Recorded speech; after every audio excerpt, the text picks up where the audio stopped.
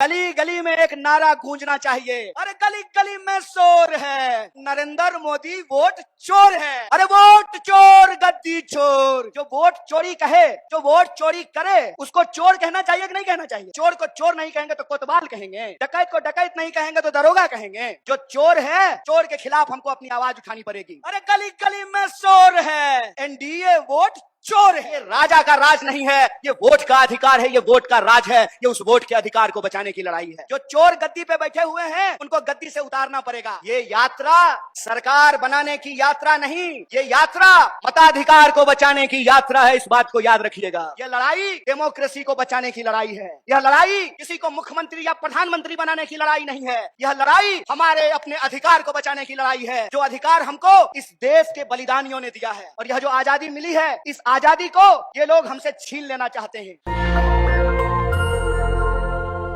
इस देश का इतिहास, इस देश का धर्म न्याय के लिए लड़ने का धर्म है, संघर्ष करने का धर्म है। इस बात को याद रखिएगा।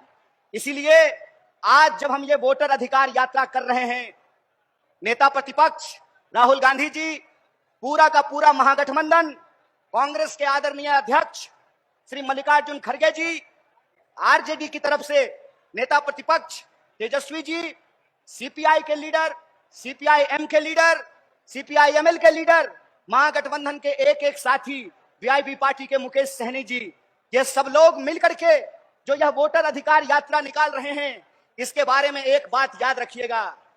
ये यात्रा सरकार बनाने की यात्रा नहीं, ये यात्रा मताधिकार को बचाने की यात्रा है। इस बात को याद रखिएगा। बताइए, लोकतंत्र का आधार क्या होता है? लोकतंत्र का आधार यह होता है कि राजा का बेटा राजा नहीं बनेगा, चाहे वो किसी का बेटा बेटी हो, उसको जनता की अदालत में जाना पड़ेगा।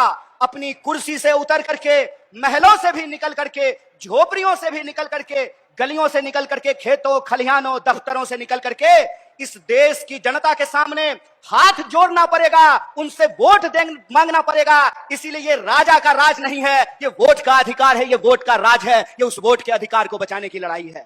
एक बात बताइए, अभी हमने स्वतंत्रता दिवस मनाई, स्वतंत्रता आंदोलन किया, देश को आजादी मिली और हर 15 अगस्त को हम लोग आजादी का जश्न मनाते हैं।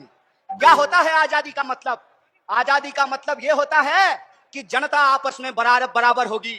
कौन किसके पेट से पैदा लिया, किसका घर कितना बड़ा है, किसके पास कितनी लंबी गाड़ी है, किसके खाते में कितना पैसा है, कौन मोटा मोटा सोना का चेन पहना है, कौन बढ़िया जूता पहना है, किसके पास सिल्क का शर्ट है, ये नहीं देखा जाएगा। डॉक्टर बाबा साहब भीमराव अंबेडकर के संविधान में यह सुनिश्चित किया गया कि चाहे जूता सिलने वाला हो या जूता कंपनी का मालिक हो, चाहे साइकिल पे चलने वाला हो या हेलीकॉप्टर पे उड़ने वाला हो, सबका वोट बराबर होगा। बोलिए, महिला और पुरुष का वोट बराबर होता है कि नहीं होता है? दलित और ब्राह्मण का वोट बराबर होता है कि नहीं होता है? हिंदू और मुसलमान का वोट बराबर होता है कि नहीं होता है? सिपाही जी मुस्कुरा रहे हैं आप, बताइए, कांस्टेबल का वोट, सिपाही का वोट और डीजीपी का वोट बराबर होता है कि नहीं होता है? बराबर होता है ना? किसान का वोट और मजदूर का वोट बराबर होता है कि नहीं होता है? महिला और पुरुष का वोट बराबर होता है। इसी को कहते हैं वोट का राज। इस देश में जब से आजादी मिली है, जब से संविधान लागू हुआ है, महात्मा गांधी के रास्तों पर चल करके, इस देश की सत्य और अहिंसा के सिद्धांत पर चल करके एक ऐसा संविधान बनाया गया जिसकी प्रस्तावना में लिखा गया, हम भारत के लोग, हम भारत के लोग हैं, हमारी पहचान इस मिट्टी से है। हम किसी भी गर्भ से पैदा लिए हों, किसी भी कुल खानदान में पैदा लिए हों, किसी भी जाति और धर्म में पैदा लिए हों, हम सब भारतीय हैं और हमारा वोट बराबर है। यही आजादी का संकल्प है, यही संविधान का रास्ता है, यही संविधान की ताकत और मजबूती है। आप बताइए कि जब वोट की चोरी होने लगेगी, जब जनता के मताधिकार का चोरी होने लगेगा, तो आजादी बचेगी? बचेगी आजादी?